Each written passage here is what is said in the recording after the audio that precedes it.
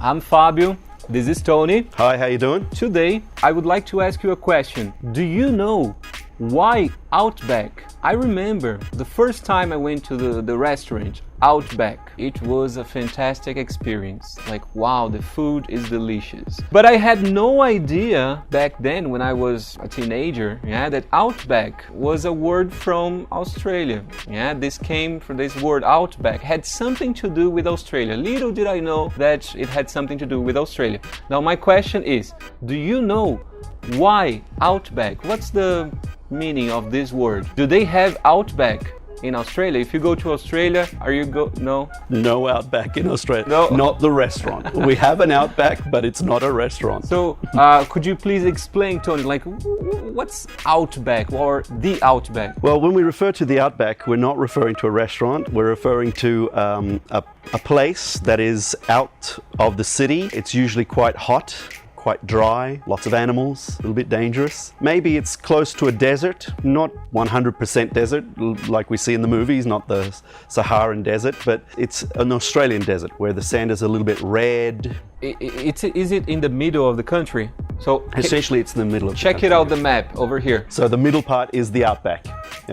From Sydney, you drive 2-3 hours, maybe a little bit more, and you'll reach the first part of the Outback. All right, and people there aren't a lot of people living in this area? No, there are some cities, very few cities, and very complicated cities because of the heat. And a lot of the city is underground because it's just too hot. It's a dangerous place. There are lots of dangerous animals, lots of spiders, but it's a great place to visit if you want to see a very different part of Australia. And if you go to Australia, you have to go to the Outback. Absolutely. I went to the Outback about 2 years ago. I went to the center of the country, right in the middle, and we went through the desert every day. Obviously it's very dangerous, so you go on a guided tour, but the tours are only in the morning or in the evening because during the day it's very, very hot and a lot of people get sick and suffer with the heat. But it's a spectacular trip. We saw all sorts of animals and a lot of Aboriginal culture, and it's red. It's surprisingly red. It's not like yellow or white. It's actually very strong red sand. So it's pretty spectacular. Now I have a question for you. Australia, is it a country or a continent? Tick-tack, tick-tack, tick-tack. In Australia, we believe we are a country of continental proportions, but we think we are a country. I know that some geographical things around the world look at Australia as a continent. Australia is almost the same size as Brazil. The difference is really a matter of a few kilometers. It's very, very big, like Brazil. And we have no land neighbor. It's a big island, which is why people believe it is possibly a continent. And is it true? Because here in Brazil, I don't know why, like I have nothing against Argentinians. They are amazing people. But there is a rivalry between Brazilian people and Argentinian people. Apparently, there is some sort of rift or rivalry between people from New Zealand and Australia. Is that so? It's true, yes.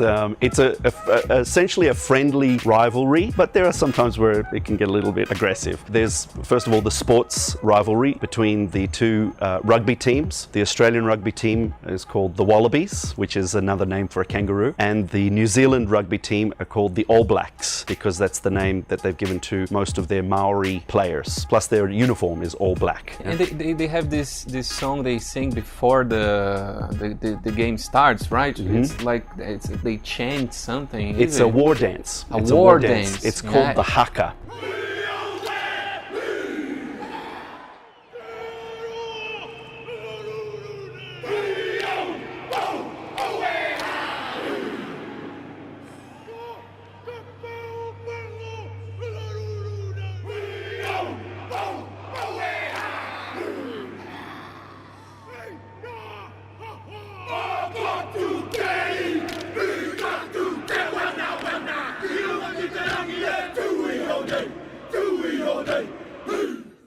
I was impressed. Like, I would like to go to a game and see this. Yeah, it's very popular. Even the people who are not from New Zealand, everyone loves it. It's a big hit in Europe when the All Blacks go to Europe to play rugby. Everyone loves it. The Australians don't have a dance like that, unfortunately. Oh, come on. Rugby is a popular game in Australia, and we also have another game which is called Australian rules football, and it's a mix between Brazilian soccer, basketball, and rugby. So all the rules together, meaning there are no rules. The sports which are famous are rugby, Surfing, surfing. golf.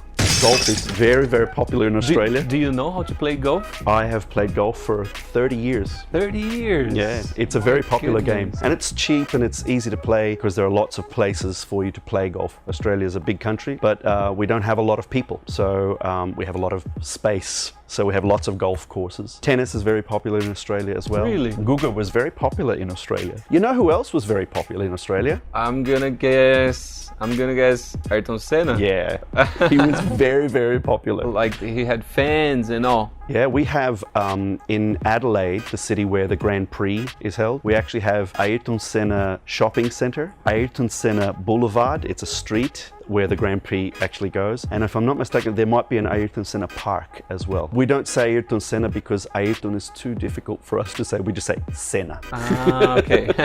Tony, thank you very much for coming. Great, it was a pleasure. The pleasure was all mine. I'll be back. And I do hope you come back. I'll be here. Please. People, don't forget, subscribe to my YouTube channel. New videos every week. Bye bye. See you later. Ciao.